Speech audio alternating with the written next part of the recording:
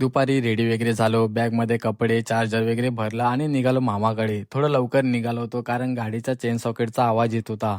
त्यामुळे मला गॅरेजला सुद्धा वळायचं होतं आणि गाडीचं काम करून पोहोचलो पेट्रोल पंपला आणि रस्त्यात मला हे लहान पोरं दिसली. त्यांना जायचं होतं वडराईला. त्यांना सोडलं आणि पोहोचलो मामाकडे. कारण लावूने मला खूप दिवसाआधी सांगितलं होतं, की दादा आमच्या स्कूलच्या अॅन्युअल डेला नक्की ये असं. कारण माझा डान्स आहे म्हणून मी गेलो होतो. तयारी वगैरे केली आणि मामी आणि मी निघालो चुनाभट्टीला आणि पोहोचलो अॅन्युअल डेला आणि खूप मस्त नियोजन होतं आणि नाश्ता वगैरे सगळं अवेलेबल होतं.